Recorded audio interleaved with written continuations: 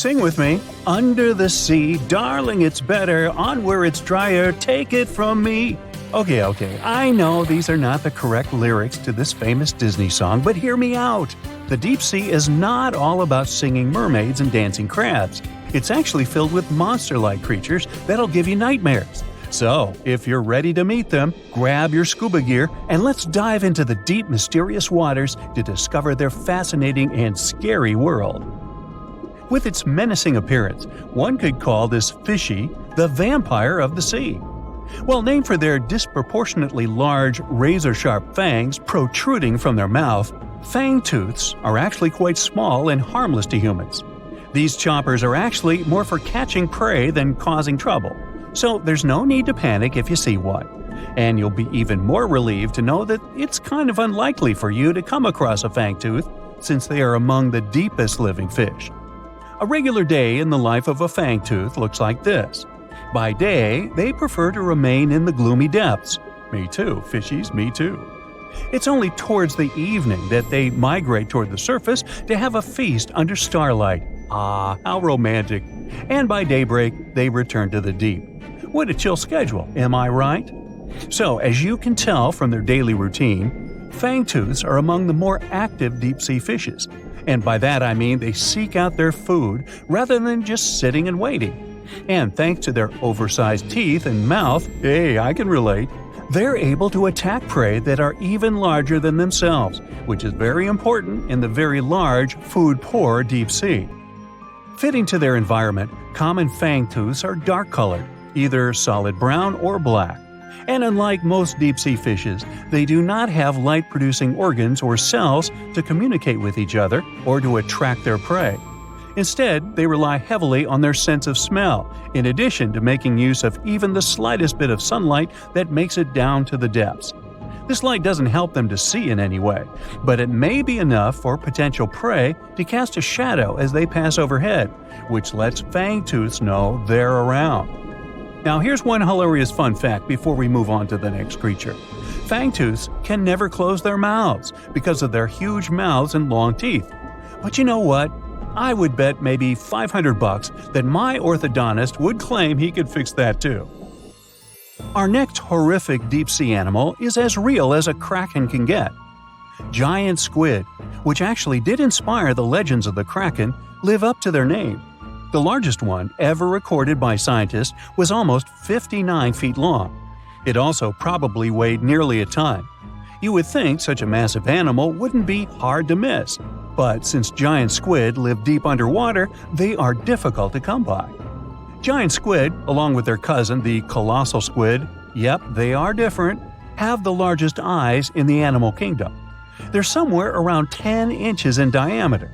In other words, they are around the size of dinner plates. Peekaboo! Having such large eyes allows them to detect objects in the lightless depths of the ocean, where most other animals would see nothing. Nada, zippo. Giant squids have 8 arms and 2 long feeding tentacles that help them seize their prey. These tentacles are tipped with hundreds of powerful sharp teeth and are often double the length of their body. This helps them to snatch prey up to 33 feet away. Hey there, come a little closer. Most of what we know about giant squids come from those that floated to the surface and were found by fishermen. After years of research, it was only in 2012 that a group of scientists were able to successfully film a giant squid in its natural habitat for the first time. Yet again, the giant squid continues to remain largely a mystery due to their inhospitable deep-sea habitat. And maybe they're shy. Speaking of squids, this species is basically the space creature of the ocean. So, it's only been about 20 years since the big fin squid family was officially described by scientists, and there are still plenty of facts about them that are yet to be discovered. However, the big fin squid sightings as deep as 20,000 feet below the surface suggest that they can live deeper than any other known squid. You know what? Let's scratch the word space creature and call them the disco dancers of the deep sea to make things less scary. Because of their long, slender arms, adorned with extravagant rib-like fins, kind of make them look like they're ready to hit the dance floor. Anyway, these boogie arms and tentacles are estimated to max out at just under 30 feet. Aside from the estimations though, the largest known big-fin squid was actually 21 feet long, with 20 feet of that being its arms and tentacles. How exactly a big-fin squid uses them is still unknown, but scientists think they like to use them to trap prey that bump into them as they hang down in the water below their body or drag along the seafloor. There are only around a dozen confirmed big-fin squid sightings worldwide, so you can just relax, because the chances of you getting hugged by a big-fin squid are close to impossible. But I can't guarantee anything regarding your nightmares. Now, these are not one of your regular Jaws sharks. Let's start with the most strange fact about a frilled shark. It's considered a living fossil because of its primitive anatomic traits. That actually makes more sense once you learn that this species has been around for 80-some million years. So I have both good news and bad news. Frilled sharks live in the open ocean and spend much of their time in deep, dark waters far below the surface. However, they do feed at the surface of the ocean at night. When hunting food, they move like an eel, bending and lunging to capture their prey. And they can actually swallow it as whole, even if it is larger than their own size. This is all thanks to their long and flexible jaws, which are equipped with 300 recurved needle-like teeth. Okay, I am somewhat freaked out now. Unlike the rest of the deep-sea creatures I've talked about, frilled sharks might sometimes accidentally get caught in nets. So if fishing is your thing, beware. This telescope won't help you see the stars and the planets. With its protruding eyes and elongated body, this little swimmer looks like it's wearing a pair of underwater binoculars, hence the name the telescope fish. Found in cold, deep tropical to subtropical waters worldwide, they're known to be the species that undergoes one of the most drastic transformations in fishes. When the first larva was described in 1954, it was believed to be a new species rather than the larva of a telescope fish that were known to science since 1901. Despite the fact that they are only around 6 to 8 inches long, they're able to latch onto snacks that are bigger than their own size. That is thanks to their massive and highly stretching jaws, making up most of the size of their head.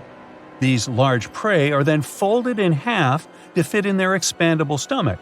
In 1925, scientists found a 5.5-inch long fish inside the stomach of a 3-inch long telescope fish, which they described as neatly folded.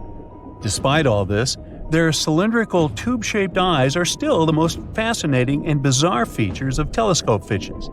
Their specific shape increases light collection to help them detect their prey's weak bioluminescence even from a distance. But although their eyes are good for seeing things in the twilight, they're especially great at seeing silhouettes from below. That's why they orient themselves vertically in the water. Now, I have to admit they look kind of cute if you ask me. Sort of like uglier versions of Minions. Yeah, right? For years, scientists have been struggling to explain bizarre sounds, some repeating, some heard only once, that come from the dark depths of the ocean. From bewildering hums to worrying bloops, the water transmits outlandish acoustic phenomena. One of these mysterious noises got named the upsweep. For the first time, this long train of sounds was registered in 1991 in the Pacific Ocean. One of the most unusual things about this signal is that it keeps changing, as if trying to confuse researchers even more. Like some unearthly howl, it varies from high to low frequencies and then back again, and you can hear it better in the spring and fall than in the winter and summer. Why the upsweep? It's simple. The sound travels from the bottom of the ocean towards its surface, as if sweeping up. Scientists do have a theory explaining this phenomenon: the activity of undersea volcanoes. Hot lava pouring into ice-cold ocean water could theoretically create such noises, but there's no proof found yet. Plus, the sound has been declining since 1991, even though it can still be detected. The bloop is the name given to an ultra-low frequency and incredibly powerful underwater sound that was recorded in 1997 by the U.S. National Oceanic and Atmospheric Administration. The bloop continued for approximately 1 minute. Having started from a low rumble, it gradually rose in frequency. It also kinda mimicked the noise created by marine animals, but its volume was so great that no living creature known to science could have made it. When the bloop occurred, underwater microphones managed to record it from a distance of 3,000 miles away. Rumor has it that the noise might have something to do with the fictional half-octopus monster Cthulhu, or some other colossal deep-water creature. But if you don't believe in monsters, science has another explanation: iceberg fracturing. The thing is that ice quakes recorded in the Scotia Sea resemble the mysterious bloop a bit too much for it to be a coincidence. The whistle resembles this annoying sound when a kettle of boiling water is telling you it's time to make a cup of tea. But even though it may not be as blood-curdling as some other bizarre ocean sounds, it doesn't make it any less mysterious. Plus, the whistle is very elusive. In 1997, only one underwater microphone was able to pick it up, and therefore, researchers didn't manage to pinpoint the source of the noise. The most likely cause of the sound is an eruption of one of the submarine volcanoes. Have you ever heard of Julia? No, not your neighbor. I'm talking about this otherworldly sound. Listen to it. It was recorded in 1999 by the U.S. National Oceanic and Atmospheric Administration. The source of the sound was most likely a large iceberg that ran aground somewhere in Antarctica. The sound was so loud that it was heard over a huge territory, and its duration was about 2 minutes and 43 seconds. Slow down. That's the name given to a sound recorded in 1997 in the equatorial Pacific Ocean.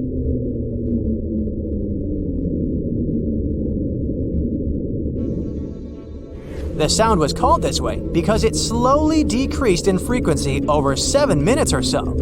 It's been picked out a few more times since it was recorded for the first time.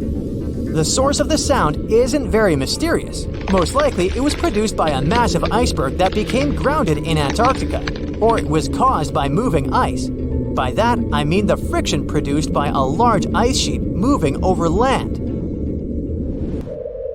The loneliest whale sound is often called the 52 Hz whale because the animal that creates it calls it at a unique for these creatures frequency. When you listen to this sound, it sounds like a low bass note. At the same time, it's much higher than the normal frequency of the whale call, which rings between 10 and 40 Hz. Interestingly, scientists have been listening to the world's loneliest whale for decades, but haven't managed to figure out its precise location. Nobody knows whether the mammal is male or female, what species it is, or if the animal is still alive. After all, for the last time, its call was recorded in 2004. Earth-shaking booming sounds have been reverberating off some parts of North Carolina for more than 150 years. Called Seneca guns, they're most often heard near the coast. The sounds are so powerful that they often rattle window panes and sometimes vibrate entire buildings. They can last from 1 to almost 10 seconds. Even though scientists haven't cracked this mystery yet, there are some theories. They range from earthquakes to severe distant storms and quarry blasts. But even though the ground trembles every time the phenomenon occurs, no seismic activity coincides with these events.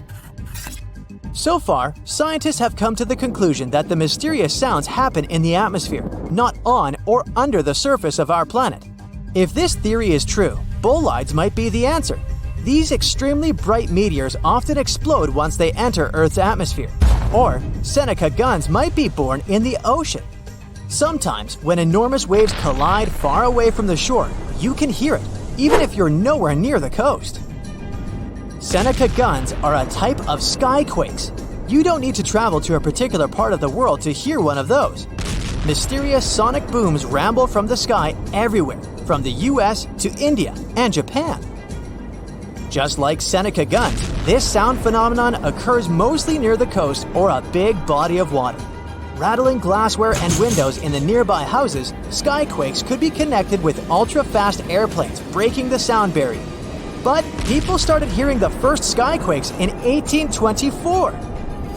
The theories trying to explain this phenomenon include sand dunes shifting, meteors entering the atmosphere, distant volcanoes erupting, Earth's crust cracking during earthquakes, and even gas bursting out of underground vents in the sea or lake bottom.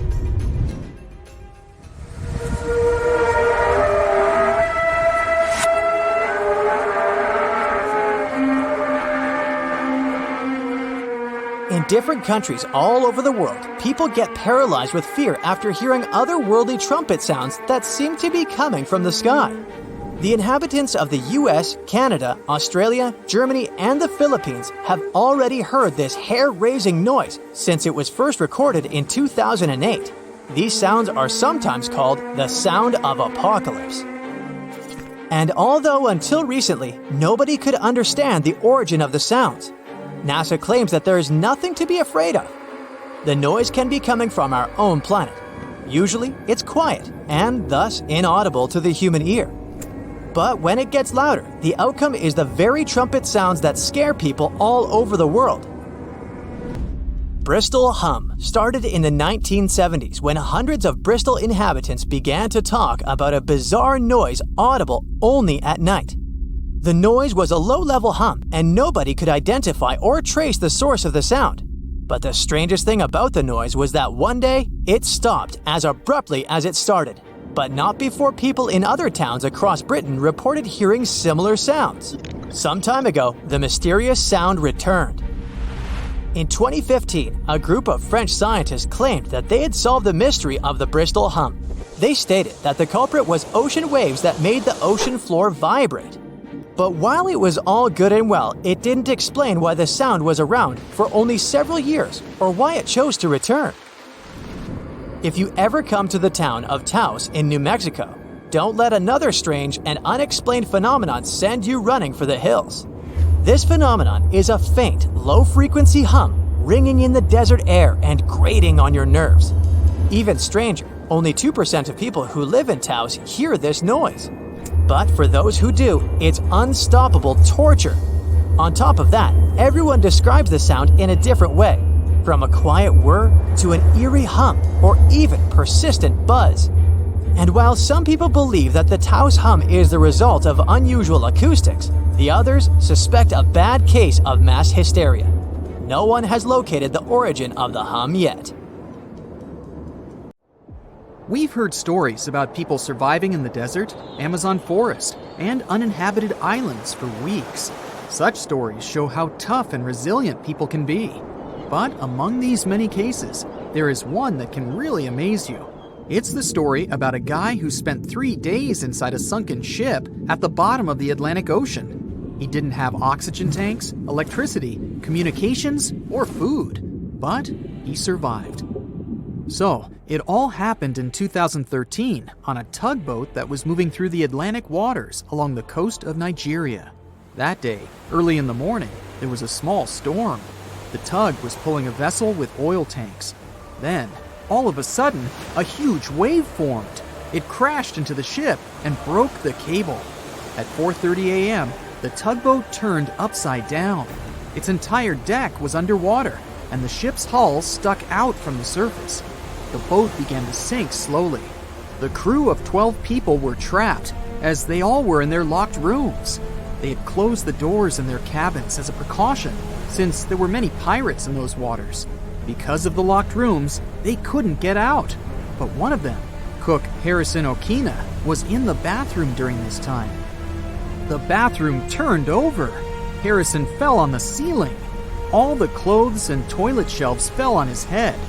He was stunned and didn't understand what was happening.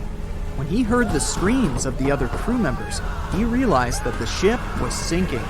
Harrison struggled to his feet. Holding on to the walls, he slowly went out of the cabin. The water level rose above his head. Harrison took a deep breath. He intuitively, driven by fear, reached the engineering room. There was a small pocket with air. This space wasn't wholly flooded, since the water didn't get there, and the air hadn't come out. Harrison realized that this was the safest place for him at that moment. He had no fresh water and no food. He was in a cold, damp room. The floor was flooded, and Harrison's feet began to freeze. There was almost no chance of survival. The man found a soda bottle inside the room and a life jacket with 2 flashlights attached to it. By this time, the ship had descended to the bottom of the ocean at a depth of 100 feet. This is about the height of a 10-story building. The ship's hull was squeezed and made a grinding noise due to the pressure of the water. Then, Harrison heard a strange movement outside the door. It was sharks and other fish that were investigating the deck. At this point, Harrison began to lose hope. Lack of food supplies and pressure weren't the main problems. The air pocket was small, which meant there was little oxygen. Every 24 hours, an average person consumes about 350 cubic feet of air, which means Harrison had less than 1 day left to breathe. But despite this, he lived in such conditions for about 60 hours. This happened thanks to the water. The pressure around the ship was so intense that it compressed the air by about 4 times. Another problem was the cook's breathing. When we inhale, we absorb oxygen. When we exhale, we release carbon dioxide. This substance is dangerous to your health if its concentration in the air is 5%. Harrison slowly filled the room with carbon dioxide, and he couldn't get out. With each hour, it became harder to breathe. But here again, he was lucky. Water absorbs carbon dioxide, and Harrison moved and splashed it in different directions. Thus, unknowingly, he increased the water area and kept the carbon dioxide level below critical. But even here, his dangers were not over. Hypothermia may occur in a dark, cold room. It's a condition when your body temperature drops below 95 degrees Fahrenheit. You get cold, and your perception of the world gets distorted. You don't understand where you are and what's going on. You may lose your memory and even experience terminal burrowing. This weird behavior occurs during hypothermia when a person tries to find a small shelter, even if they're in a closed room. They can even start digging the cold floor with their bare hands. At the same time, a person quickly freezes and loses consciousness within 2 hours. Harrison's room was filled from below with icy water. He wouldn't have survived in such conditions if he had stayed on the floor for several hours. But he managed to build a small platform with a mattress. This kept him slightly above the water level. With each passing hour, fear and despair more and more bound the survivor's mind. He couldn't get out for many reasons. One of them was that only a little sunlight passes to such a depth, and Harrison couldn't see it. The soda bottle was almost empty, and the flashlight stopped working. The man found himself in pitch darkness, but his salvation was close. While rescuers were searching for survivors nearby, he was thinking about his family and life. Harrison noticed rays of light through a hole in the wreckage. Divers were examining the seabed. It was the only chance to survive. Harrison came out of the air pocket and swam towards the rescuers. He was making his way through the darkness. The ray of light coming from the diver's flashlight disappeared. Harrison tried blindly to find the diver, but they were at the other end of the deck. His oxygen was running out, so Harrison decided to return. There was almost no air left in his lungs. He began to suffocate, but still got to the rescue room. The main thing was not to despair. It was his only chance for salvation. After catching his breath and replenishing the oxygen supply in his lungs, Harrison made a second attempt. He got out of the room and noticed the diver. He swam towards them with all of his might. The lifeguard didn't see Harrison, so the cook knocked on his neck from behind and grabbed his hand tightly. The diver was initially scared, but he realized a living person was in front of him. Harrison swam to his room and led the lifeguard as his oxygen ran out. You can easily find a recording from the diver's camera on the internet, where the frightened Harrison was in his rescue room during a meeting with the diver. The rescuers gave him an oxygen mask. They didn't believe there was a living person in front of them. Harrison couldn't immediately get to the surface because of the pressure. He spent about 60 hours on the seabed, so he needed to change the pressure levels slowly to prevent damage to his health. Therefore, the divers put him in a decompression chamber to gradually reduce the external pressure. Then, when Harrison got out, he saw the stars. The cook thought that he had been at the bottom of the ocean all day, so he was surprised when he found out that he had been underwater for 60 hours. Also, he thought that all the crew members had forgotten about him and left the ship at the beginning. Many years have passed since then, but Harrison still has nightmares about his air room. Sometimes he wakes up in the middle of the night and tells his wife that the bed is sinking and they're now at sea. A similar case occurred in 1991 with scuba diver Michael Proudfoot. He was studying a sunken submarine off the coast of Baja California. During this dive, he accidentally broke his breathing regulator and deprived himself of oxygen reserves. Michael couldn't get to the surface because he was too deep. He wouldn't have had enough air in his lungs. Fortunately, the diver found an air pocket inside the ship. He swam there and waited for rescuers. For 2 days, he was underwater in complete darkness. He ate raw sea urchins and drank a small amount of warm water from a found pot. Fortunately, rescuers found him. Michael Proudfoot got out of the trap and stayed alive. Back in 2018, the biggest active underwater eruption ever happened, at least the one that we could officially record. Scientists followed earthquakes that struck the area in the western Indian Ocean off Madagascar.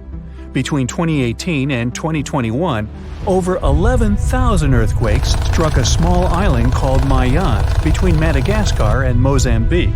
The strongest one had a magnitude of 5.9. Until then, this area had been pretty peaceful.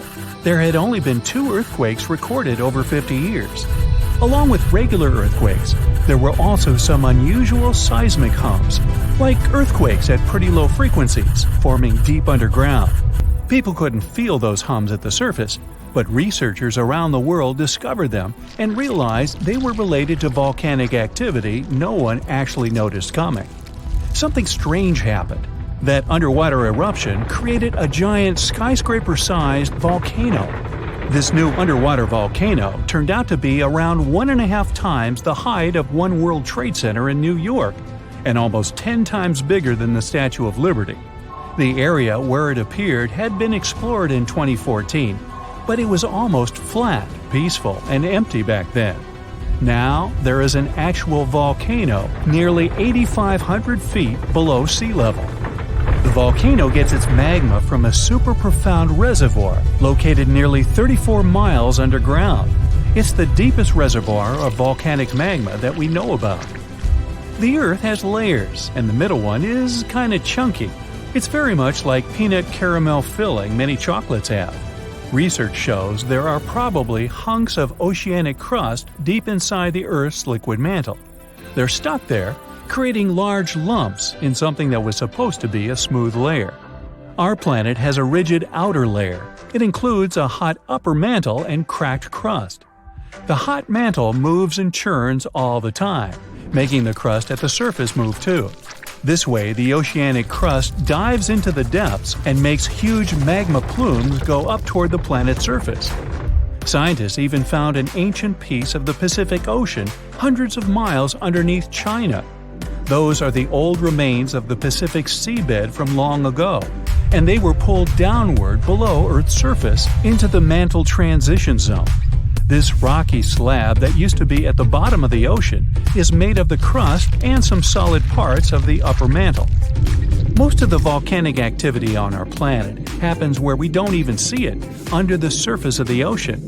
About 70% of all volcanic activity happens in the oceans, and mostly in the area of the South Pacific, with over 1,100 volcanoes squeezed into that area. Coastal cliffs, mountain changes, soils, and sediments that line valleys. These are only a small portion of the rocks on our planet.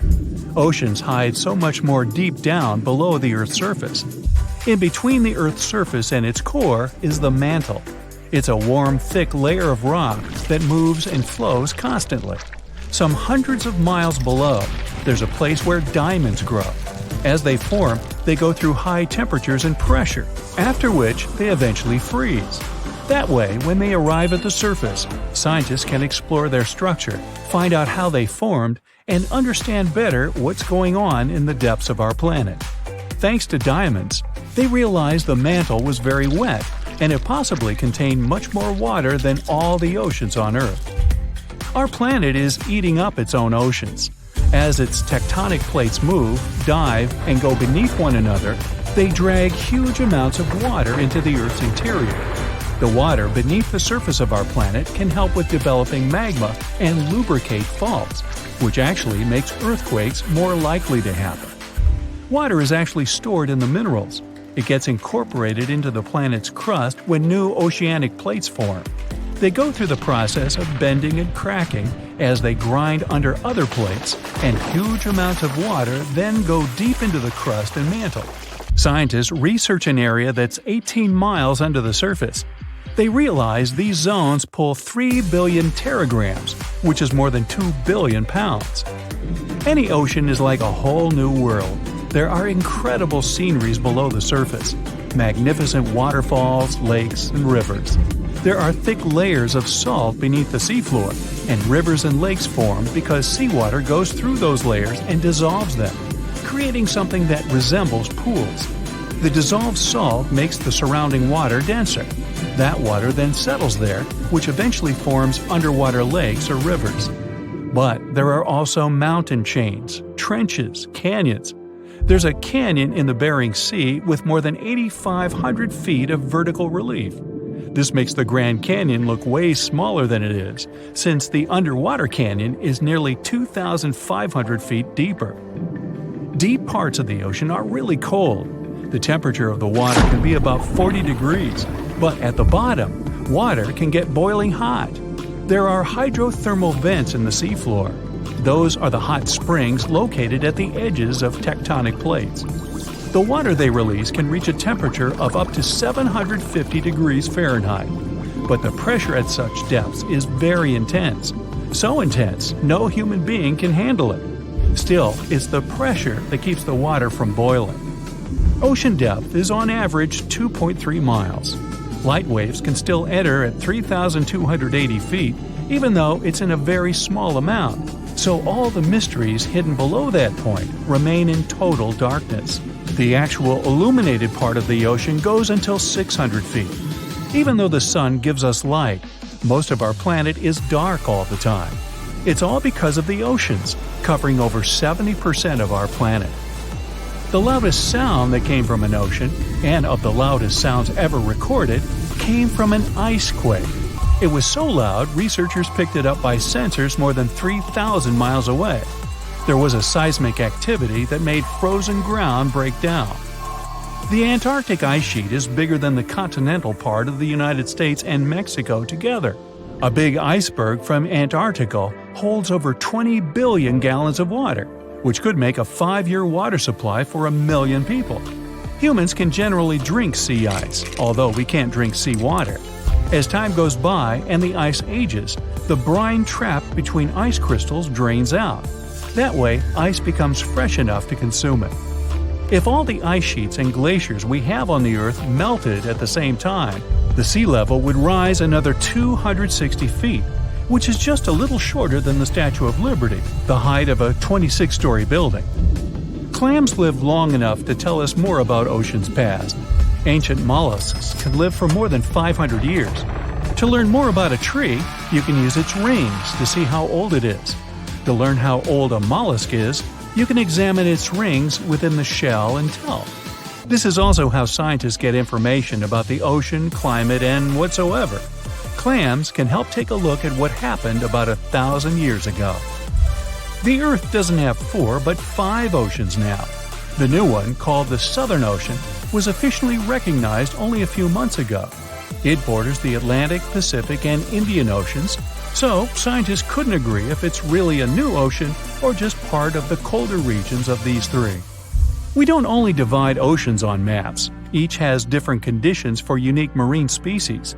For example, the Southern Ocean has leopard seals, orcas, minke whales, emperor penguins, and other animals that live in cold, icy seas. It's also home to krill, small creatures that look like shrimp and are food for many bigger animals that live there. Life on our planet started about 3.5 billion years ago. I wasn't around then. It's still a mystery how and when exactly, but some theories say life could have first emerged in the depths of the ocean. A few years ago, scientists found microscopic tubes and filaments within rocks formed about 4 billion years ago. These rocks are fragments of ancient oceanic crust.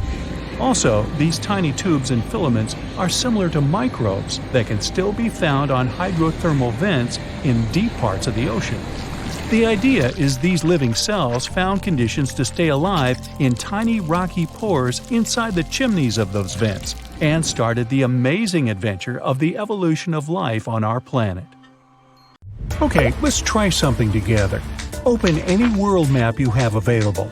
It can be the one you find in your bookcase or even an online version.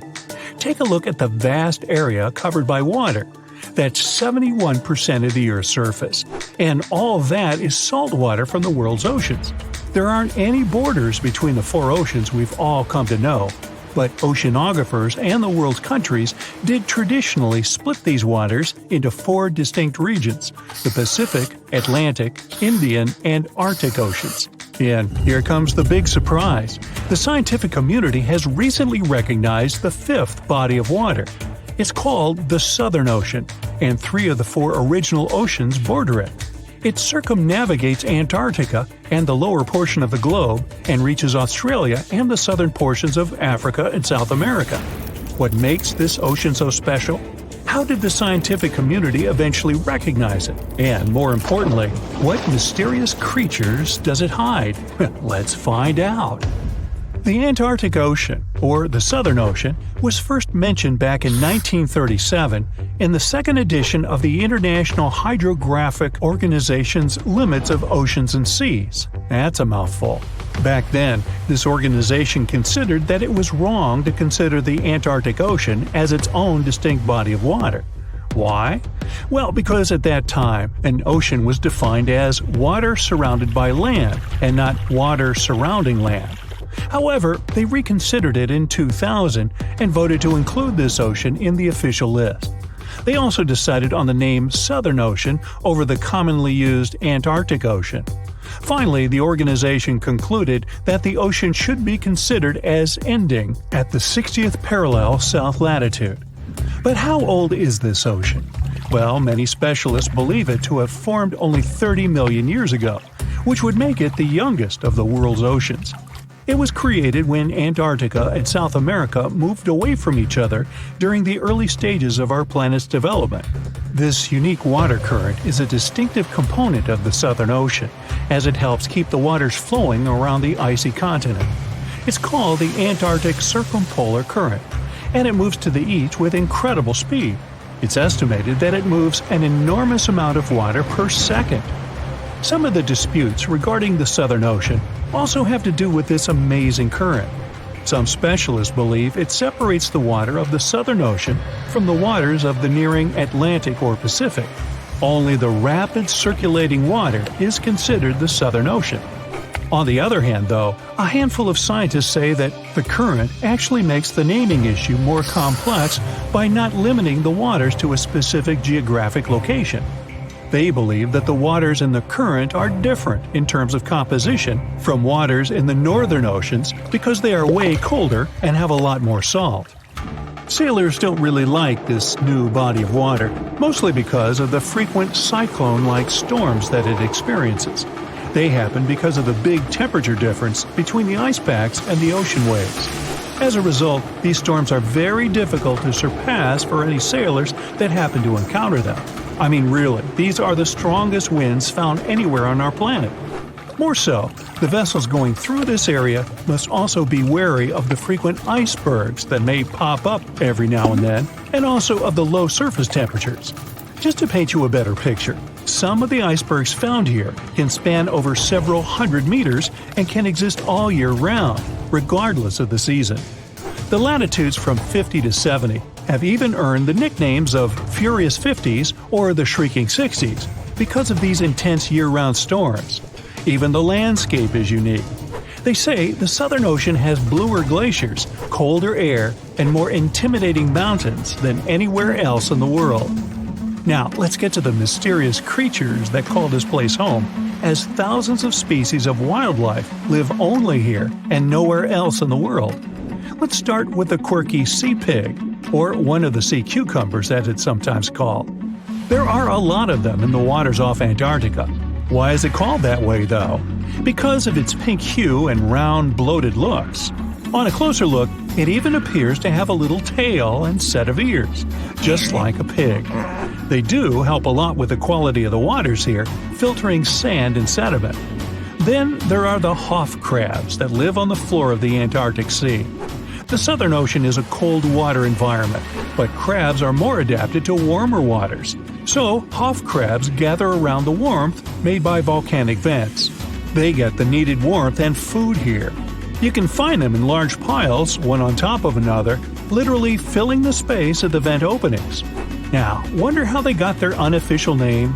Well, it's because of their apparent similarity to the actor David Hasselhoff, whose impressive chest reminded explorers of the crab.